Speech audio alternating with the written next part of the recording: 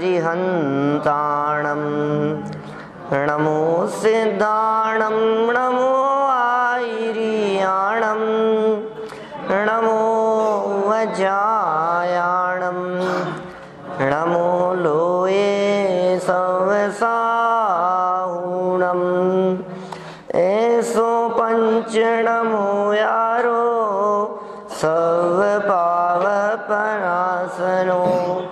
मंगलाणं च संवेसिं परमं होई मंगलम् चत्तारि मंगलम् अरिहन्ता मंगलम् सिद्धा मंगलम् साहू मंगलम् केवली प्रणतो धम्मो मंगलम् चत्तारि लोकोत्तमा अरिहन्ता लोकोत्तमा सिद्धा लोकोत्तमा साहू लोकोत्तमा केवली प्रणतो धम्मो लोकोत्तमो चत्तारि शरणं पवजामि अरिहन्ते शरणं पवजामि सिद्धे शरणं पवजामि साहू शरणं पवजामि केवली प्रणतं धम्मं शरणं पवजामि।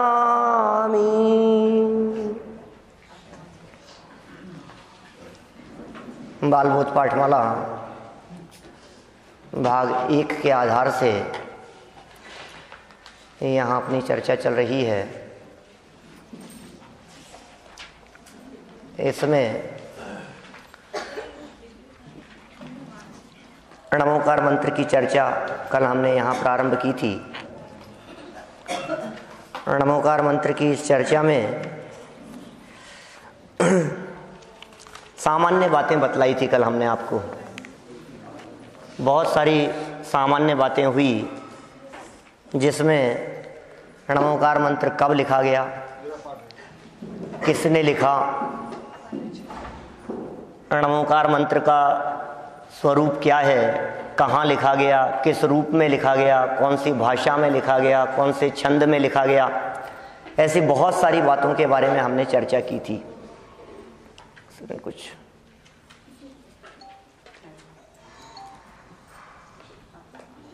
जितनी बातें नमोकार मंत्र के संदर्भ में हुई थी, यदि मैं उन सब बातों को थोड़ा बहुत रिपीट करूं तो मैं ये कह सकता हूं कि नमोकार महामंत्र ईसा की प्रथम शताब्दी में लिखा गया है ना।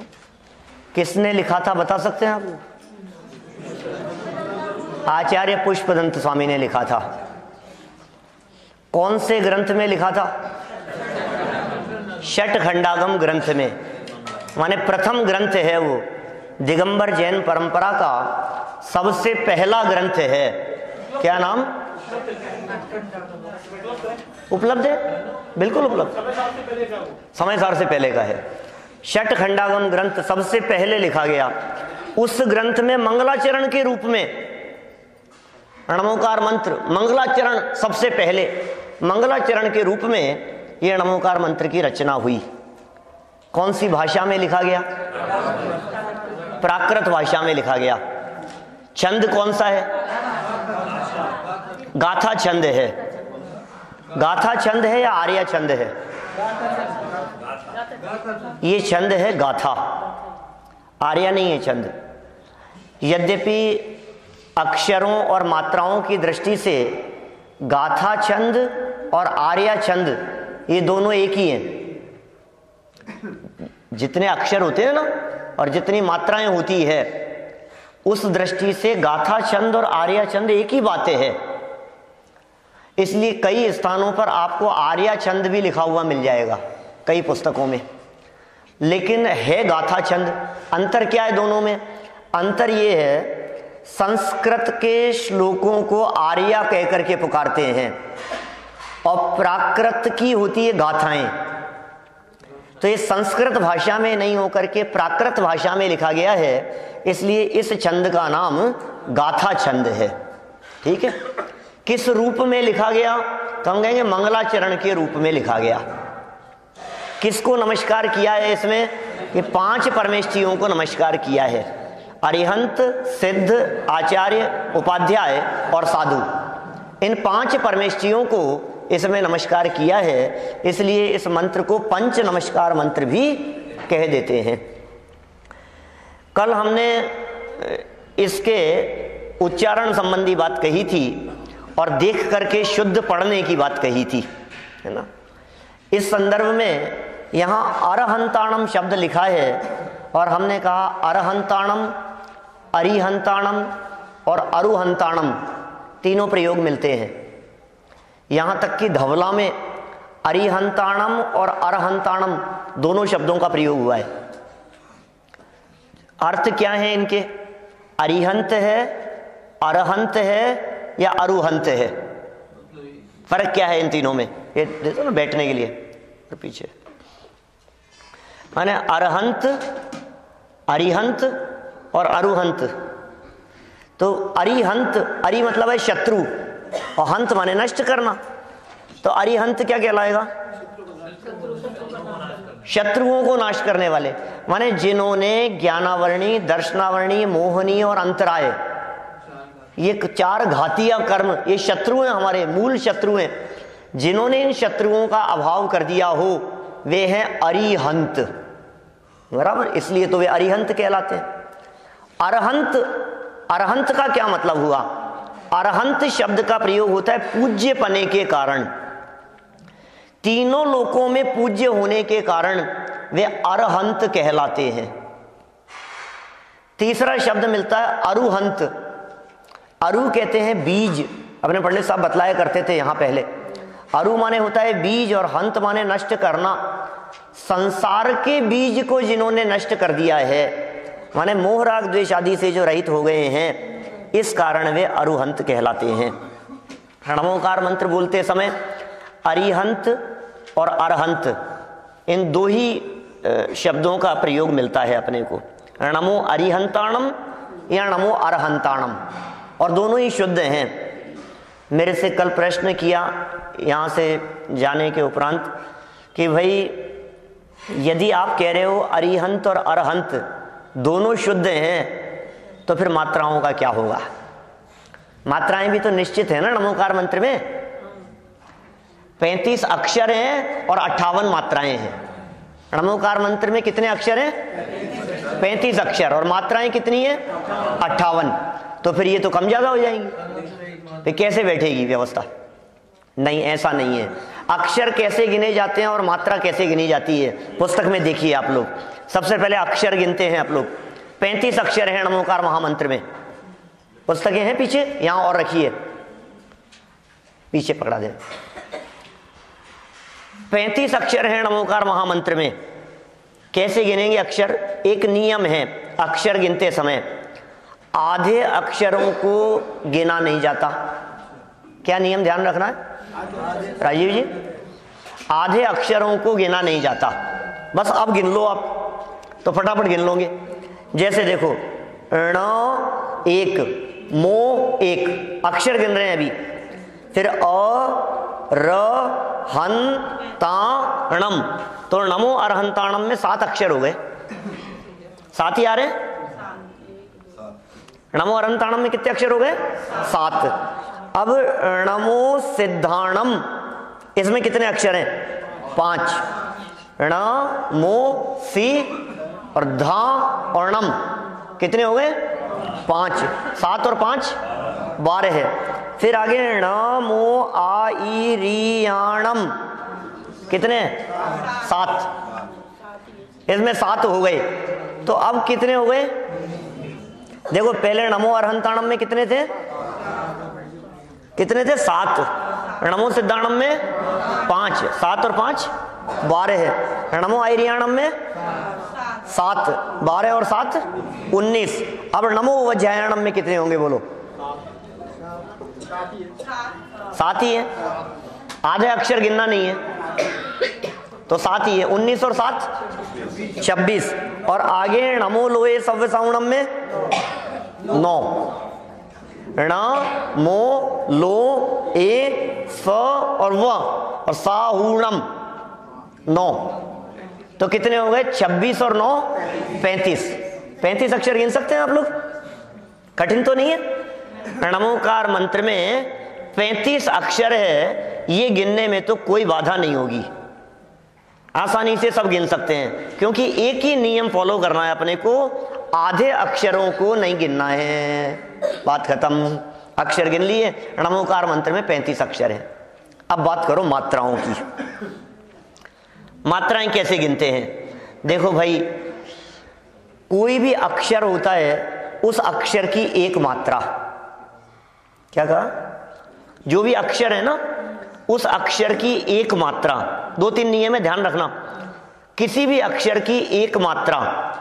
दूसरा नियम, यदि उसमें छोटी मात्रा लगी हुई है तो भी उसकी काउंटिंग एक ही मात्रा होगी, छोटे ई की मात्रा, बस यही है अपने इसमें। तो जैसे अरिहंताणम में भी छोटे ई की मात्रा लगती है, सिद्धाणम में सी में भी छोटे ई की मात्रा है, आयरियाणम में रे में छोटे ई की मात्रा है। तो इन सब की मात्रा कितनी होगी? 1। ठीक है, ण इसकी भी एक मात्रा।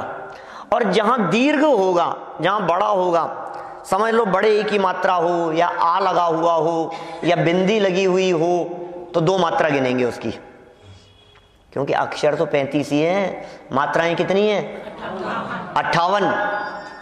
तो 58 कैसे हो जाएगी?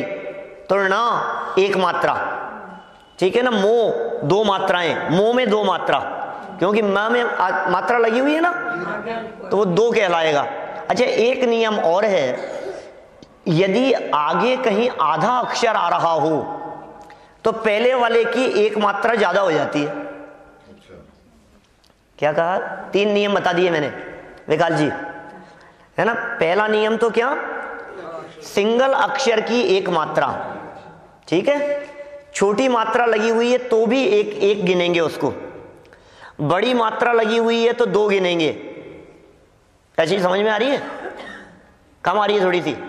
देखो, एक अक्षर को एक गिनना है अपने को उसको। अभी जहां बड़ी मात्रा लगी हुई हो वहां 2 गिनेंगे, बिंदी लगी हुई है तो भी 2 गिनेंगे, और यदि कहीं आधा अक्षर आगे आ रहा है तो पहले वाले की डबल मात्रा गिनते हैं। 3 नियम बता दिए मैंने, याद रहेंगे? सात्विक समझ में आ रही है बात? चलो देखो, अभी पूछता हूं आप लोगों से, बोलो नमो में कितनी मात्राएं हैं कुल? 1 ण में, मो में 2, तो 3 हो गई। अच्छा, अरहंताणम में कितनी मात्राएं होगी? देखो ध्यान से देखना, कितनी होगी? 8 मात्राएं होगी। कैसे होगी 8 मात्राएं?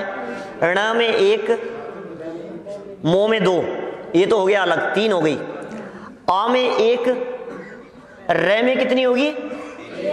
रे में भी 1, और री होगी तो भी एक ही मात्रा होगी, क्योंकि छोटे ई की मात्रा होगी ना अरिहंताणम में। री होगा तो भी एक मात्रा, र होगा तो भी एक मात्रा, हम हन 2, ता और नम 2। तो नमो अरिहंताणम में कितनी मात्राएं हुई? 11। किसी को नहीं समझ में आए तो आपस में एक दूसरे से समझ लेना। क्या आ रही है कि नहीं सब समझ में? नमो अरिहंताणम में कितनी मात्राएं हो गई छाबड़ा जी? आप भी छाबड़ा जी हैं, आप भी पीसी छाबड़ा हैं, और आप भी पीसी छाबड़ा हैं। अच्छा,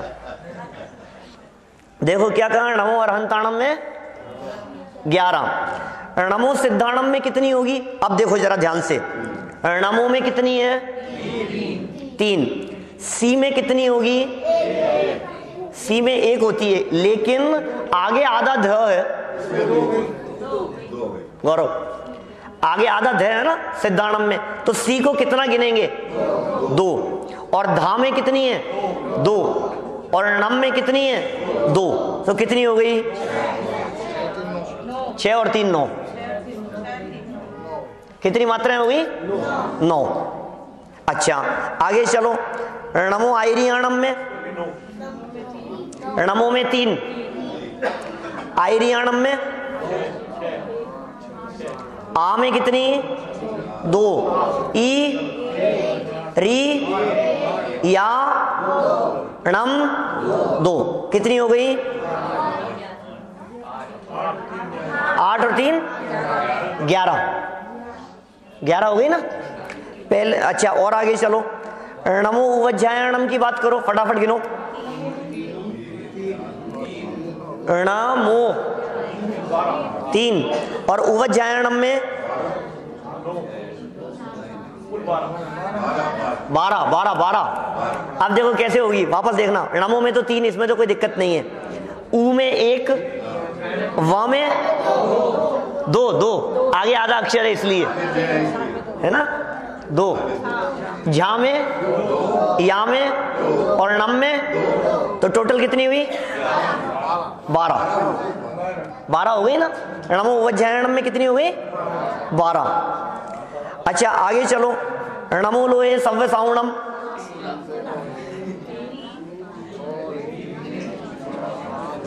कितनी हुई, 15। णमो में 3, णमो में 3 और लोहे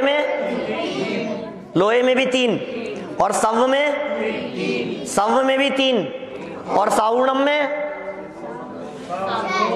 6।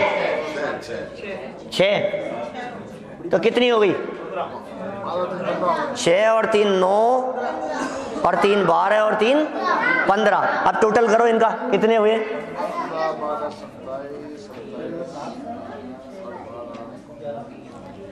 कितना हुआ टोटल,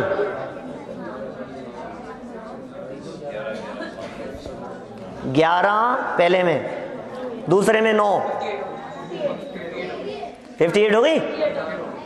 पहले में कितनी है, दूसरे में 9। णमो अरिहंताणम में देखो आगे बढ़ रहे हैं, फिर ये मात्राओं का चैप्टर खत्म हो रहा है, आगे बढ़ेंगे। णमो अरिहंताणम में कितनी, 11। णमो सिद्धाणम में टोटल 20।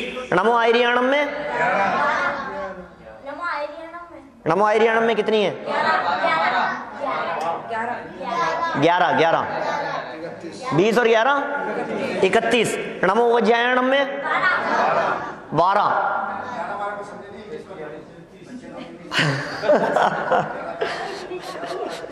णमो उवज्जायणम में 12, ठीक है ना।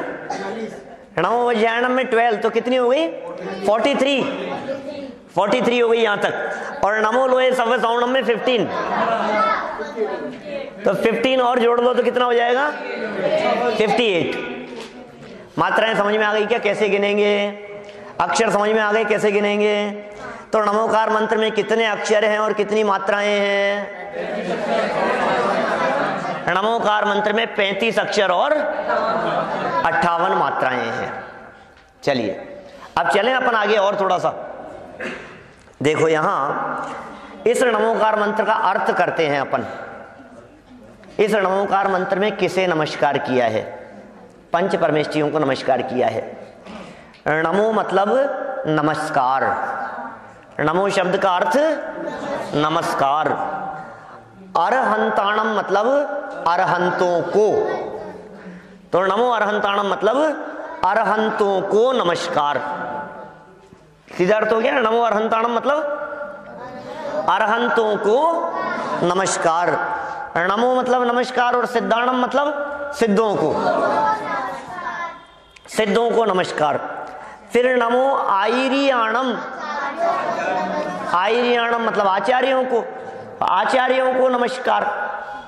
फिर कहा नमो उवज्जायणम, तो उवज्जायणम मतलब उपाध्यायों को, माने उपाध्यायों को नमस्कार। और नमो लोए सव और साहुणम, साहुणम मतलब साधुओं को, साहुणम मतलब लोए मतलब लोक के,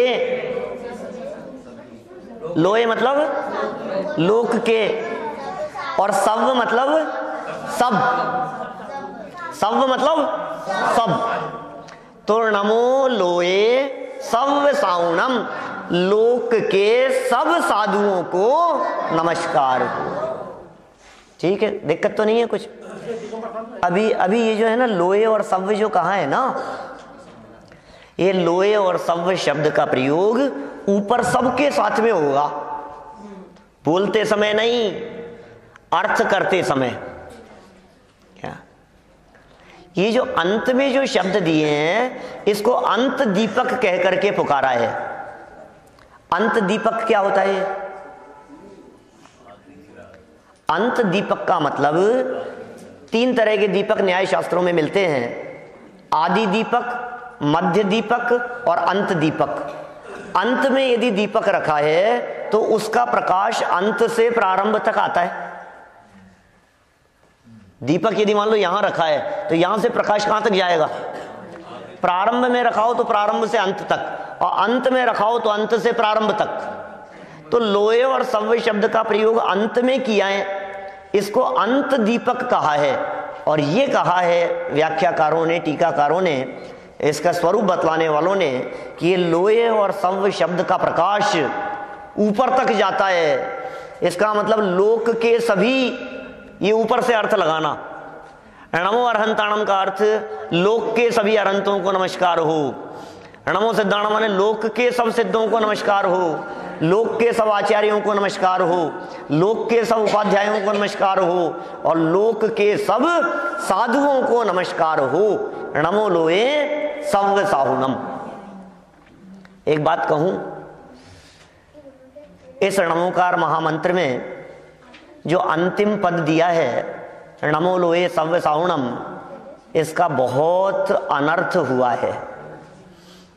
क्या कह रहा हूं मैं? क्योंकि जैसे ही हमने ये लाइन पढ़ी नमो लोए सव्य साहुणम, और कितना उदार है ये महामंत्र, क्या जिसमें लोक के सब साधुओं को नमस्कार किया हो, ऐसा है हमारा महामंत्र? क्या इसमें लोक के सब साधुओं को नमस्कार किया है? अर्थ तो यही है, सारे धर्म वालों के, सारे जातियां वालों के, जटाधारी, दाढ़ी वाले, सब सारे बाबा, सब तरह के जितने साधु हैं सबको नमस्कार किया होगा नमो लोए सव्य साहुणम कह करके। नहीं भाई साहब, ऐसा नहीं है। क्या नमो लोए सव्य साहुणम का ऐसा अर्थ नहीं है। बड़ी बड़ी सभाओं में हमने अनेक लोगों से इस नमो लोए सव्य साहुणम का ऐसा अर्थ सुना है। लोग ऐसा कहते हैं साहब सबको नमस्कार है, सबको। क्या उदार है साहब, कितनी उदारता है। आपने अपने मंत्र में सब साधुओं को नमस्कार कर दिया। पाप करने वाले, बेईमानी करने वाले, परिग्रहधारी, अनीति अन्याय का ठिकाना नहीं है, भाषा और आचरण जीवन चरित्र का कुछ ठिकाना नहीं है, सबको नमस्कार हो, सारे आचार्यों को, सारे मुनिराजों को, सारे साधुओं को नहीं। फिर किसको? सिद्धों की श्रेणी में आने वाला जिनका नाम है, जग के उन सब मुनिराजों को मेरा नम्र प्रणाम है। कौन से मुनिराजों को? भाई साहब, ये नमो लोए सव्य साहुणम जिसमें साधुओं को नमस्कार किया है, एक बार गहराई से देखो तो सही, इन साधुओं को किनकी लाइन में खड़ा किया है। ये तो देखो, अरहंत सिद्ध इस लाइन में खड़े हैं। कैसे, कौन से साधु होंगे वो? उन साधुओं की कीमत क्या होगी, उन साधुओं की वैल्यू क्या होगी, उन साधुओं की महिमा कितनी होगी, जिन साधुओं को हम अरहंत और सिद्धों की कैटेगरी में रख रहे हैं। वो साधु कैसे होंगे? साधारण नहीं है वो साधु पद, बहुत महान है, बहुत उत्कृष्ट है। ये साधु पद, इसको उतनी बार नमस्कार करते हैं जितनी बार अरहंतों और सिद्धों को नमस्कार करते हैं। बोलो, दिन भर में जितनी बार आपके द्वारा अरहंत और सिद्ध भगवान को नमस्कार होता है, साधुओं को भी उतनी ही बार तो नमस्कार होता है। ऐसा होता है क्या कभी आप नमो अरिहंताणम और नमो सिद्धाणम बोलते हैं, बस आगे नहीं बोलते? पूरा ही तो बोलते हैं। तो अरहंत और सिद्धों को जितनी बार किया उतनी बार तो साधुओं को नमस्कार हो रहा है। उन सब वीतरागी साधुओं की बात है जो साधु अल्प काल में अरहंत बनने वाले हैं, जो साधु अल्प काल में सिद्ध बनने वाले हैं। इसलिए भजन की लाइनें बहुत प्रसिद्ध है ये भजन की लाइनें। सिद्धों की श्रेणी में आने वाला जिनका नाम है, जिनका नाम सिद्धों की श्रेणी में आने वाला हो, जिनका नाम अरहंतों की श्रेणी में आने वाला हो। देखिए हम लोग पूजन भी करते हैं, मैंने तो अभी कल्पद्रुम विधान के बीच में भी कही थी ये बात। देव शास्त्र गुरु साथ में है, एक ही पूजा। देव पूजा अलग नहीं है, गुरु पूजा अलग से नहीं है, शास्त्र पूजा अलग से नहीं। देव शास्त्र गुरु माने तीनों समान लेवल पर हैं, माने ये गुरु भगवान के लेवल पर है। समझ में आ रही है बात आपको? 5 परमेष्ठियों को नमस्कार किया है, 5 परमेष्ठियों में शामिल हैं ये गुरु। परम पद परमेष्ठि किसे कहते हैं? परमेष्ठि है ना ये 5, अरिहंत सिद्ध आचार्य उपाध्याय साधु। परमेष्ठि क्यों कहते हैं? परमेष्ठि क्या होता है? जो परम पद में स्थित हो, सर्वोत्कृष्ट पद हो। भाई साहब, इंद्र जिनके चरणों में झुकता हो, राजा महाराजा चक्रवर्ती सम्राट नरेंद्र मोदी जिनके पास पीछे लगवाता हो, बोलो, इंद्र आकर के जिनके चरणों में अपना मुकुट धर देता हो, चक्रवर्ती अपने सारी संपत्ति त्याग करके जिस अवस्था को धारण करने की भावना भाता हो, दीक्षा कल्याण के प्रसंग पर वो सौधर में इंद्र भी जहां मन में उसके ऐसे भाव आते हो कि मेरी सारी संपत्ति ले लो, लेकिन मनुष्य जीवन की जो ये उत्कृष्ट अवस्था है, ये मुनि अवस्था, ये कोई अभूतपूर्व है, कोई अद्भुत है। कैसी बात कही है। अभी इन 5 परमेष्ठियों का स्वरूप नहीं बताया हमने, इन 5 परमेष्ठियों का स्वरूप ज्यादा अभी बताएंगे भी नहीं हम, ठीक है ना। इसकी चर्चा आगे करेंगे 10-15 दिन बाद, 20 दिन बाद, जब इनकी चर्चा आएगी विस्तार से, तब करेंगे चर्चा। अभी तो इतना समझ लीजिए आप कि बस ये 5 परमेष्ठि हैं जिनको नमस्कार यहां किया गया है। कि साहब क्या होगा इस नमोकार मंत्र को बोलने से? इस नमोकार मंत्र को बोलने से कुछ भला होगा कि नहीं होगा? हमने तो ऐसा सुना है मंत्रों का बहुत प्रभाव होता है, मंत्रों का जीवन में प्रभाव पड़ता है, और हम तो मंत्र का जाप ही इसलिए करते हैं कि हमारा कुछ भला हो जाए। मैं सही कह रहा हूं? 95% लोग, 100% तो क्यों कहूं मैं, लेकिन 95% लोग जो माला का जाप करते हैं उनसे पूछना जरा, आप क्यों करते हो माला का जाप? क्या गौरव है, क्यों करते हैं माला का जाप? किसी से भी पूछना आप, 95% लोगों का जवाब ये होगा, उन्होंने कह रखी है, या खुद के अंदर में चल रही होगी, ये संकट के काल में उन्होंने बतलाई थी, आप तो इस माला का जाप किया करो, ये संकट नहीं आएगा, ये परेशानी नहीं आएगी, बस ये माला का जाप करो, आप तो रोजाना छोड़ना मत, ये माला बिल्कुल होनी चाहिए, एक भी दिन का गैप नहीं आना चाहिए, नहीं तो फिर हमारे माथे नहीं है कुछ भी, हमने तो कह दिया आपको। क्या राजी, ऐसा है ना? बोलो।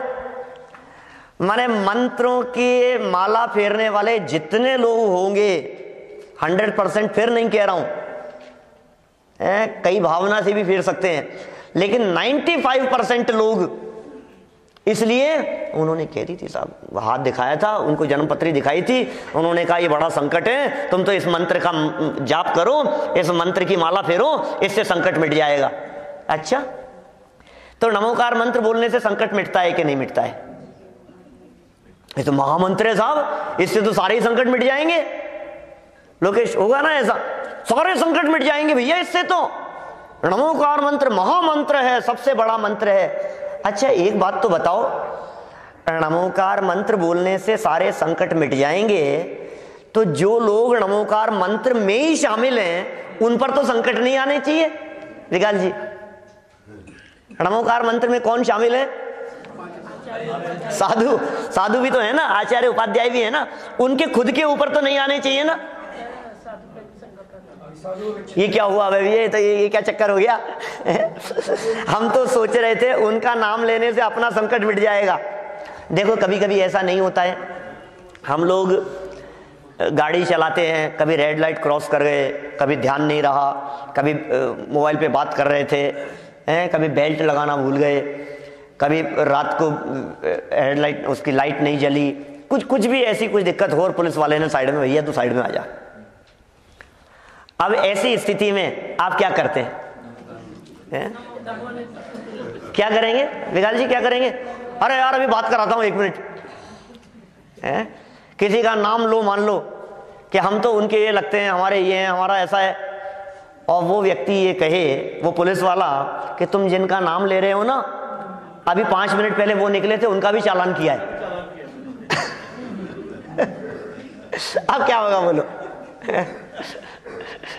तुम जिनका नाम ले रहे थे, जिनका नाम लेकर के बचना चाह रहे थे, हमने उनको भी नहीं छोड़ा।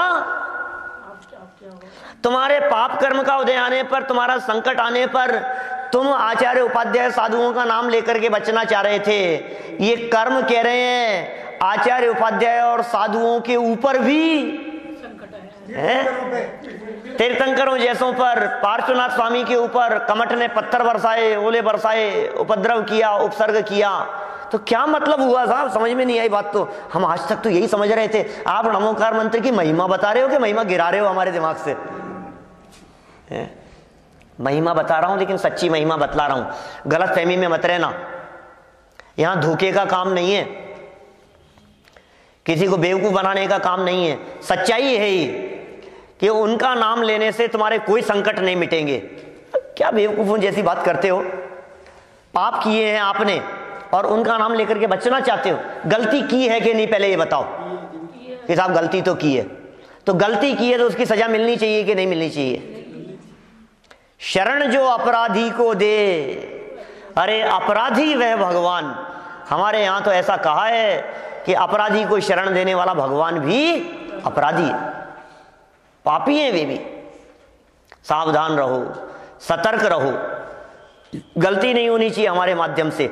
नमोकार मंत्र बोलते समय ये भावना मत रखना कि ये संकट मिट जाएगा, ये ऐसा मंत्र नहीं है। तो फिर साहब कुछ मिटते भी हैं या नहीं? आखिर कुछ भला होता है या नहीं, ये तो बताओ आप। या कल से दूसरे मंत्र का जाप शुरू करें हम? होता है, कुछ लाभ मिलता है। क्या लाभ मिलता है? नीचे देखिए आप, नमोकार मंत्र की महिमा दिख रहा है सभी को? ऐसो पंच नमो यारो, बोलिए। सब पावपणासनो मंगलाणं च सव्येसिं परमं होई मंगलम। क्या कहा? ऐसो, ऐसो मतलब यह। आगे अर्थ भी लिखा है इसका, यहीं से देखो पहले आप, प्राकृत की पंक्तियों से ही। ये नमोकार मंत्र की महिमा है। नमोकार मंत्र की महिमा में ये 2 लाइनें लिखी है। ये नमोकार मंत्र का पार्ट नहीं है, ये नमोकार मंत्र का अंग नहीं है, ये आचार्य पुष्पदंत स्वामी ने नहीं लिखा था, ये षटखंडागम में लिखा हुआ नहीं है। ये बाद में नमोकार मंत्र की महिमा बतलाते हुए ये बाद में चला है, लेकिन महिमा है नमोकार मंत्र की। कैसी महिमा है इस महामंत्र की? ऐसो का अर्थ क्या हुआ? यह। ऐसो माने यह। पंच नमो यारो, पंच नमस्कार मंत्र। क्या? यह पंच नमस्कार मंत्र। नमो यारो, नमो यारो माने नमस्कार, पंच माने 5, पंच नमस्कार मंत्र। सव मतलब सभी, पहले भी आया था ना, सव मतलब सब, सव साहुणम ऊपर था, तो सव मतलब सब। पावप मतलब पापों को, और नासणम, नासणो नाश करने वाला है। क्या अर्थ हुआ? यह पंच नमस्कार मंत्र सब पापों का नाश करने वाला है। बराबर? और क्या कह रहे हैं? मंगलाणम च सव्येसिम, और सभी मंगलों में। च मतलब और, च माने और, सव्येसिम मतलब सभी, सभी में, और मंगलाणम मंगलों में। तो सभी मंगलों में परमम पहला, होई मंगलम पहला मंगल है। यह नमोकार मंत्र, यह पंच नमस्कार मंत्र सब पापों का नाश करने वाला है और सब मंगलों में पहला मंगल है। अर्थ समझ में आ गया? देखो यहाँ हो ही शब्द का प्रयोग है। बहुत से लोग बोलने में सावधानी नहीं रखते, हवाई बोलते हैं। क्या हवाई नहीं, हो ही। पड़मम हवाई मंगलम नहीं, पड़मम हो ही मंगलम। ध्यान रखना, गलती नहीं होनी चाहिए, शुद्ध उच्चारण होना चाहिए। यह प्रथम मंगल है। तो प्राकृत में तो मतलब इसका लिखा तो बहुत पुराना ही हुआ है। हाँ, प्राकृत में ही है तो प्राकृत भाषा में ही। हाँ, यह पंच नमस्कार मंत्र सब पापों का नाश करने वाला है और सब मंगलों में पहला मंगल है। आगे आइए पेज नंबर 5 पे। सब में बताते हैं, अभी बताएंगे, अभी आएगी सब चर्चा। अभी आपके चित्त में प्रश्न उठ रहा है मंगल का मतलब क्या है। तो आगे जब अपन कल जब पाठ पढ़ेंगे दूसरा वाला, इसके बाद वाला जब पाठ पढ़ेंगे अपन सेकंड वाला, जिसमें चत्तारी मंगलम की चर्चा होगी, वहां मंगल भी बतलाएंगे, उत्तम भी बताएंगे और शरण भी बतलाएंगे। वो बात अपन कल करेंगे। आज अपनी क्या बात चल रही है, यहां पेज नंबर 5 पे देखिए। यह पंच नमस्कार मंत्र सब पापों का नाश करने वाला है। अच्छा, सारे पाप नष्ट हो जाते हैं इससे?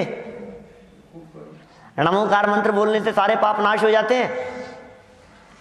साहब देखो पंडित जी, हम तो सुबह उठते ही पहले बोल लेते हैं और रात को सोते समय बोल लेते हैं। क्या तो दिन भर के पाप रात को नमोकार मंत्र बोलने से नष्ट हो जाते हैं, और रात भर में निद्रा में जो पाप लगे हों वो सब सुबह उठते ही नमोकार मंत्र बोलने से खत्म हो जाते हैं। तो अपन तो पाप से रहित हैं, भगवान हो गए हम तो, है ना।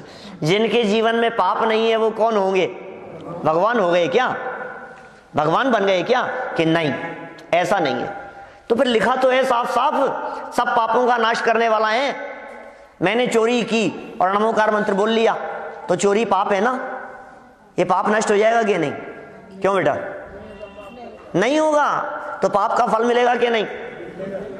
चोरी करते हुए किसी ने पकड़ लिया और मैं नमोकार मंत्र बोल लूं, फिर छोड़ देगा ना वो?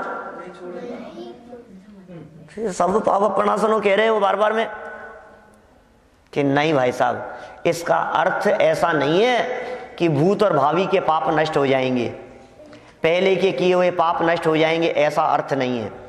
इसका अर्थ है नमोकार मंत्र बोलते समय, नमोकार मंत्र बोलते समय आपके मन में कोई पाप भाव नहीं आएगा। नमोकार मंत्र बोलते समय हिंसा का भाव नहीं आता। नमोकार मंत्र बोलते समय झूठ का भाव नहीं आता। नमोकार मंत्र बोलते समय चोरी, व्यभिचार, परिग्रह, संचय का परिणाम नहीं आता। माने नमोकार मंत्र बोलते समय हमारे परिणामों में पाप भाव नहीं है। इसका नाम है सव पाप पनासनु, सब पापों का नाश करने वाला है। समझ में आ रही है बात?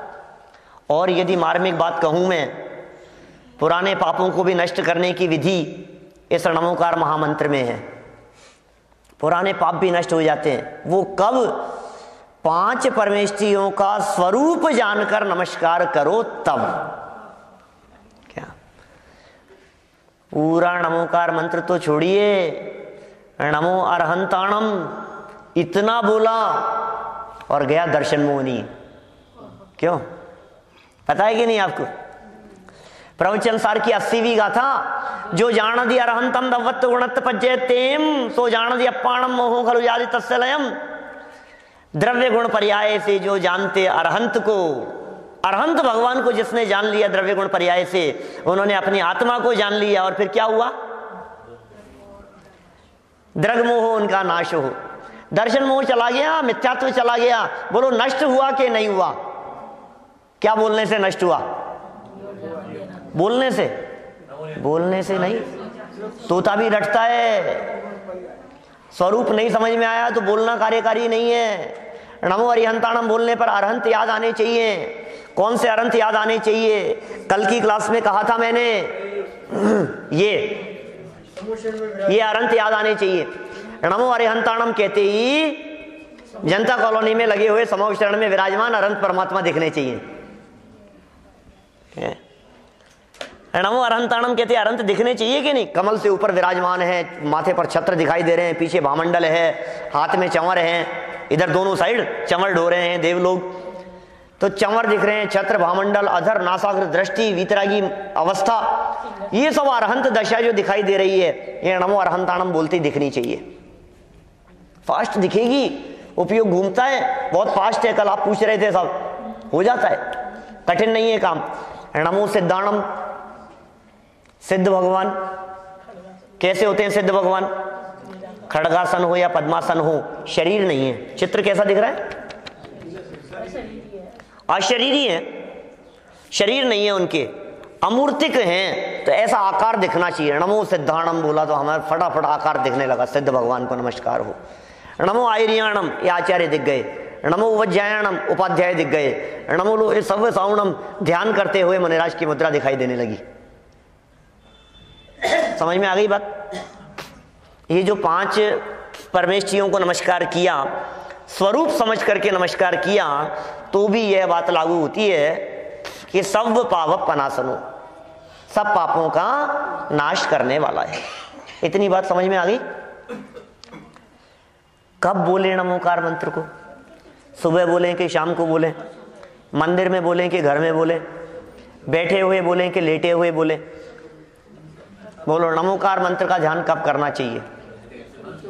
बहुत से लोग पूछते हैं, तो मैं कहता हूं पूजा पीठिका दिखा करके, पूजन करते समय पूजा पीठिका में बोलते हैं हम लोग, अपवित्र है पवित्रो वा, सुस्थितो दुस्थितोपि वा, ध्यायेत् पंच नमस्कारम, सर्व पापै प्रमुच्यते। क्या कहा? अपवित्र हो या पवित्र हो, नमोकार को ध्याता है, चाहे सुस्थित हो या दुस्थित, पाप मुक्त हो जाता है। कितना स्पष्ट कह दिया। अपवित्र भी, और साहब ऐसा तो मत कहो, अपवित्र तो नहीं हो सकता। अपवित्र अवस्था में नमोकार मंत्र। अच्छा, हॉस्पिटलाइज हो रहे हो तो क्या करें बोलो? अब हॉस्पिटल में तो पवित्र नहीं है ना, 2 दिन से एडमिट हैं, भर्ती हैं, वहाँ के बिस्तर, वहाँ के सब छूते हैं हॉस्पिटल में।